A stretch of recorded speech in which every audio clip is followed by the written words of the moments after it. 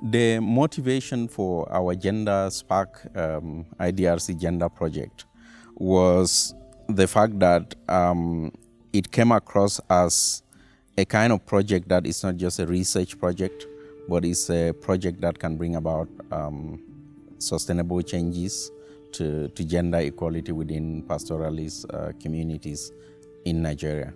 So our motivation was the potential to bring about change using the research and the project. As a lead researcher in the Northeast Nigeria, which is a region that is worst hit by insurgency, our research is empowering one of the most marginalized people, the pastoralist women. And we seek to empower them and to build sustainable solutions to their economic and social challenges. CPED have worked on several research, but particularly this one, we dealt with empowerment of women in pastoralism and agriculture in Nigeria's Sahel region. And this project is being carried out in 2 states of the northeast of Nigeria, precisely in Bauchi and Gombe. Our research was based in South Sudan, and one of the things that we really wanted to understand is what are the gender issues in pastoralist communities amongst the Dinka, and especially in terms of the interplay between climate change, conflict, and how these impact on women and men. I think one of the most unique things about how we approached the research was our localization approach. Myself as a lead researcher, I share a common cultural heritage with the pastoralist.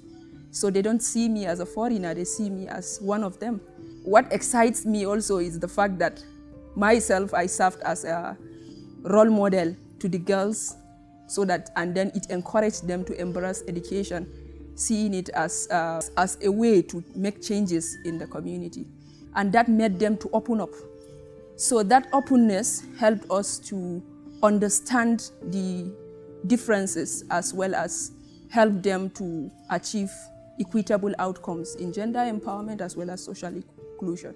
One of the key things we learned about gender issues and social inclusion is that you cannot really work on achieving gender equality and social inclusion without meaningfully involving all members of the community. It means even if the focus of a program or a project is women empowerment, for example, there is a level at which the men in those communities ought to really understand what is this project about, how is it going to benefit families, rather than how is it going to benefit this individual woman. As long as the men understand the purpose and how this whole empowerment is framed and the benefit not to the individual but to the family, then they even support the projects. There's this belief that some of the stakeholders, like the government people, will not be part of this project. And so we started up by setting up what we call the Project Steering Committee. Through this instrumentality of this committee, we have seen that against the run of things, these government officials, they are more or less the people who are driving the project today through that arm of the steering committee, bringing the result of the project into their planning and the execution of their programming at the state level. So to that extent, it's a big lesson for us, and it's a big benefit for the project. I think one of the challenges that we really faced as we collected this information is we realized that communities have gatekeepers, and these gatekeepers can literally decide who gets to be involved in certain projects. And what that means is that you may not even get to the women very easily. And for example, we kept on asking for women to be involved as data collectors, to be involved as, students for capacity building, to even participate in the community workshops. And all the time we were given, initially we got 2, then when we insisted we got 6, and finally we got 23 when they got to trust that we really were not doing anything that was against what they thought. Following the research, we have started some interventions. So there's, particularly in Nasarawa State, we trained 250 pastoralist women in various vocational skills. So we've taken action in upscaling those activities at the moment, using Spark research data, but also pulling in funding from another organization to set up a mentoring scheme, a revolving microcredit program, and also training for the women on various income generation activities. We will also help to register the groups and also open bank accounts for them. For example, we have seen one of the women who learned how to produce cooking oil, palm oil, and also groundnut oil, and shea butter oil. She has succeeded in her income generation. She makes at least 5,000 naira profit a week, and she earns more than the village teacher in a month.